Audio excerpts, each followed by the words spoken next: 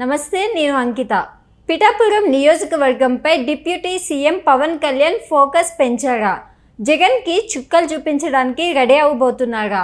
అయితే పిఠాపురంలో పవన్ వేసిన పంచ్కి బెంగళూరులోని జగన్ ఎలా రియాక్ట్ అవ్వబోతున్నారు? సో ఈ విషయంపై నాతో పాటు డిస్కస్ చేయడానికి senior journalist Durga Kumar sir ఉన్నారు. ఆయనతో మాట్లాడదాం. నమస్తే సార్. నమస్తే అంకిత, మన వీక్షకులకు కూడా నమస్కారం.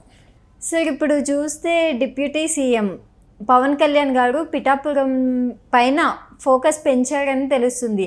అయితే జగన్కి చుక్కలు చూపించడానికి రెడీ అవబోతున్నారు అని తెలుస్తుంది.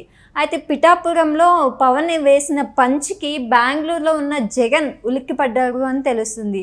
సో అసలు ఏంటి ఆయన వేసింది పవన్ కళ్యాణ్ గారు, జగన్ ఎందుకు ఉలిక్కిపడ్డారు? ఒకటమ్మా, ఇప్పుడు ఇంతకుముందు మనం వేరే ఒక సందర్భంలో చర్చించుకున్నట్టు పవన్ కళ్యాణ్ గారిని కూడా ఓడించాలని జగన్ గారు ఒక పథక రచన చేశాడు. చంద్రబాబు నాయుడు గారిని, తర్వాత లోకేష్ బాబుని, తర్వాత పవన్ కళ్యాణ్ గారిని, బాలకృష్ణ గారిని, అచ్చెన్నాయుడు, ఇలాంటి ముఖ్యుల మీద బాగా ఫోకస్ చేసిన వాళ్ళలో చంద్రబాబు నాయుడు గారి తర్వాత పవన్ కళ్యాణ్ గారిని ఎట్టి పరిస్థితుల్లోనూ పిఠాపురంలో గెలవనివ్వకూడదని చివరి నిమిషంలో కాపు ఉద్యమ నేత అని పేరు పడ్డ ముద్రగడ పద్మనాభన్ గారిని కూడా పార్టీలోకి చేర్చుకున్నాడు. ఆయన కనుక వస్తే ఆ సామాజిక వర్గ ఓట్లన్నీ కూడా అది పవన్ కళ్యాణ్కి వ్యతిరేకంగా పడతాయని.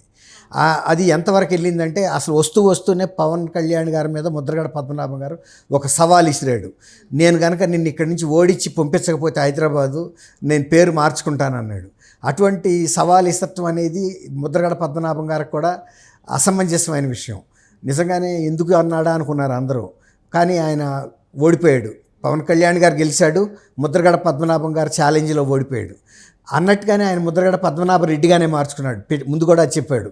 అయితే ఇదేంటంటే ఎంత ఫోకస్గా జగన్మోహన్ రెడ్డి గారు ఈయన్ని ఓడించాలని ప్రయత్నించాడో అంత స్ప్రింగ్ లాగా పైకి ఎదిగి ఆయన గెలవగలిగాడు. అసలు పిఠాపురంలో వైఎస్ఆర్సీపీ ఎమ్మెల్యే పెండం దొరబాబు అని ఆయన ఎమ్మెల్యే రెగ్యులర్, అంతకుముందు ఎమ్మెల్యే 2019 to 24. అయితే ఆయన కన్నా కూడా బెటర్ ఆయన గెలవలేడేమో అని వంగ గీత గారని ఆమె ఎంపీ, కాకినాడ ఎంపీ, ఆమెను తీసుకొచ్చి మరీ పెట్టాడు. ఆమె బాగా బాగా ఇక్కడ సామాజిక వర్గం ఓట్లను ఆకర్షించగలుగుతుందని. కానీ ఆయన ఎన్ని యత్నాలు చేసినా, ఎంత డబ్బు ఖర్చు పెట్టినా, ముద్రగడ పద్మనాభం గారు దిగినా, ఇంకా పెద్దవాళ్ళు దిగినా, ఎవరు దిగినా కూడా ఆయన్ని ఆపలేకపోయారు. ఈసారి ఒక అభిమన్యుడిలాగా దూసుకెళ్ళిపోయి మంచి విజయాన్ని సాధించాడు. దాదాపు 50,000 ఓట్ల ఆధిక్యతతో కూడా ఆయన అక్కడి నుంచి 40,000 పైన ఆధిక్యతతో గెలిచాడు. చాలా పెద్ద మెజారిటీతో గెలిచాడు. అయితే అది వంగా గీత గారు కూడా షాక్ అయిపోయింది. వంగా గీత గారు ఎట్టి పరిస్థితుల్లోనూ ఈయన నాన్ లోకల్ అనే ఒక ఫీలింగ్ తీసుకొచ్చి ఓడించడానికి ఎన్ని రకాల ఎత్తులు ఉన్నాయో అన్నీ చేశారు. డబ్బులు రకరకాల, తర్వాత ఈవీఎం మిషన్లు కూడా తెప్పించారన్నారు అప్పట్లో. అది కూడా పెద్ద ఇష్యూ అయింది. అయితే ఈయన గెలిచిన తర్వాత ఇప్పుడు పవన్ కళ్యాణ్ గారు ఆయన బాగా పట్టు బిగిస్తున్నాడు, అంటే లోకల్గా తన బలాన్ని పెంచుకోవటానికి.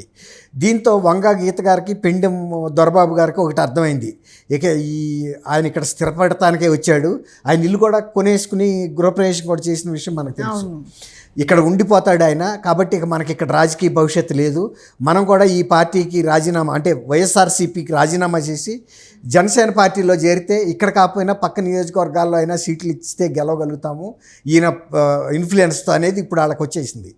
దాంతో మరీ ముఖ్యంగా పెండెం దొరబాబు అయితే ఆల్రెడీ నెగోషియేషన్స్, అంటే చర్చలు మొదలెట్టాడని చెప్తున్నారు. పిఠాపురంలో ఆయన గెలిచినా పక్క నియోజకవర్గం నాకు ఇచ్చినా పర్వాలేదని కూడా ఆయన అప్పుడే మంతనాలు సాగిస్తున్నట్టు తెలిసింది. అయితే ఇంకా ఈ విషయం మీద జనసేన అధినేత పవన్ కళ్యాణ్ గారు కూడా ఏమి నిర్ణయం తీసుకోలేదు. కానీ ఈమె వంగా గీత గారు కూడా అదే ప్రయత్నం మీద ఉన్నట్టు తెలుస్తుంది. ఆమె కూడా వైఎస్ఆర్సీపీలో కంటిన్యూ అయితే తనకు రాజకీయ భవిష్యత్తు ఉండదు. ఎప్పటికైనా ఈ తెలుగుదేశం, జనసేన ఈ కూటమి బలపడుతుంది. తర్వాత జగన్మోహన్ రెడ్డి గారు పార్టీని పటిష్టపరిచే అంత శక్తి ఆయనకు లేదు, ఆయనకి ఆ ధ్యాస కూడా లేదు, ఆయనకు అంత సహనం కూడా లేదు. కాబట్టి మనం సర్దుకుని వేరే పార్టీకి వెళ్ళాలనే పరిస్థితి వచ్చింది. ఇది జగన్మోహన్ రెడ్డి గారికి చాలా, అంటే ఊహించిన షాక్. ఆయన్ని వాడకూడదాం అనుకుంటే ఆయన ఈ పార్టీలో ఉన్న వ్యక్తుల్ని, ఎంపీ, గతంలో మాజీ ఎంపీని ఒక ఎమ్మెల్యేని లాగేసుకోవటానికి వాళ్ళంతటా వాళ్ళు స్వయంగా వెళ్ళటానికి సిద్ధపడటం అనేది ఆయనకు షాకింగ్గా ఉందని చెప్తున్నారు. ఇది అన్ని జిల్లాల్లో జరుగుతుంది. కాకపోతే వంగా గీత కనుక గెలిస్తే నేను డిప్యూటీ సీఎం ఇస్తానని కూడా జగన్మోహన్ రెడ్డి గారు అక్కడ హామీ ఇచ్చాడు పిఠాపురంలో జస్ట్ బిఫోర్ ఆఖరి మీటింగ్లో. అంటే ఇక ప్రచారం ముగిసిపోతుంది, 2 రోజుల ముందు ముగుస్తుంది కదా, 48 గంటల ముందు.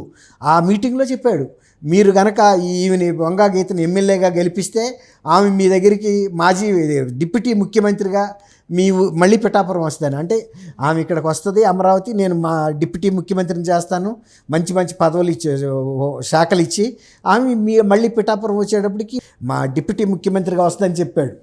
అంటే ఎంత ఫ్రస్ట్రేషన్లో ఉన్నాడు. ఆమెకు ఆ పదవి ఇస్తానని చెప్తే అన్న పిఠాపురం వాళ్ళు ఆమె గెలిపిస్తారని. అప్పటికి ఆయనకు అర్థమైపోయింది అమ్మాయి గెలవలేదు. నిజానికి ఆమె చాలా సీనియర్ లీడరు, గతంలో రాజ్యసభలో చేసింది, తెలుగుదేశంలో కూడా పనిచేసింది. అట్లాంటి వ్యక్తి వాళ్ళ పవన్ కళ్యాణ్ గారిని వీళ్ళు గేట్లు కూడా తాకనివ్వం అసెంబ్లీలని శబ్దాలు చేశారు, సవాళ్ళు ఇసిరారు. ఎవరెవరు, రోజా గారు, ఆయన నాని, కొడాలి నాని, ఇట్లాంటి వాళ్ళు చాలామంది. కానీ ఆయన గేట్లు ముట్టుకోవటం కాదు, గేట్లు పగలగొట్టుకుని ఆయన పోటీ చేసిన అన్ని స్థానాల్లో 22 సార్లు గెలుచుకుని వచ్చాడు. అంటే 100% స్ట్రైకింగ్, అన్ని పోటీ చేసిన అన్నీ గెలిచాడు. వీళ్ళు నేను 175కి 175 గెలుస్తా అని 11 స్థానాలు గెలిచేటప్పటికి చాలా కష్టమైపోయింది. ఇవాళ ఈయనకన్నా డబల్ బలంలో ఉన్నాడు పవన్ కళ్యాణ్ గారు. తర్వాత ఆయన డిప్యూటీ చీఫ్ మినిస్టర్ స్థానంలో ఉన్నాడు. ఈయన ప్రతిపక్ష నాయకుడు హోదా కూడా రాలా. ఈ విధంగా ఎవరైతే చూసైతే నవ్వాడో ఆయన ముందే కాలు జారి పడ్డాడు. ఈయన పడి నవ్విన నాపచేనే పడిందని ఆయనేమో బ్రహ్మాండంగా ఉంటే ఈయన పరిస్థితి నానాటికి దిగజారిపోయిన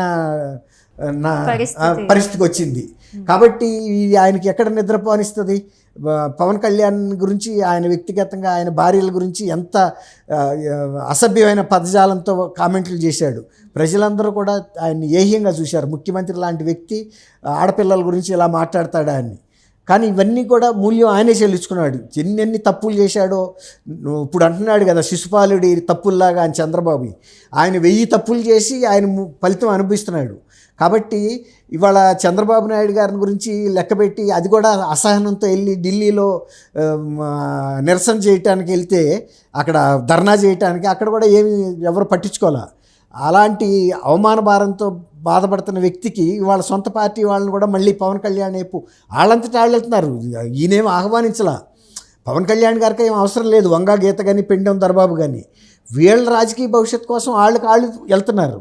అయినా కూడా ఆయన సంయమనం పాటిస్తున్నాడు. ముద్రగడ పద్మనాభం గారు వాళ్ళ అమ్మాయి కూడా పార్టీలో ఎన్నికల ముందు కూడా చేరటానికి వస్తే కూడా ఆయన చేర్చుకోలేదు. అమ్మ, మీ నాన్నగారు నా మీద సవాళ్ళు ఇసిరాడు, ఇప్పుడు మీ కుటుంబంలో ఏదో నేను చిచ్చు పెట్టానని, కాబట్టి నువ్వు వచ్చి చేరితే మీ నాన్నగారికి ఇబ్బందిగా ఉంటుంది, నాకు కూడా ఇబ్బందిగా ఉంటుంది.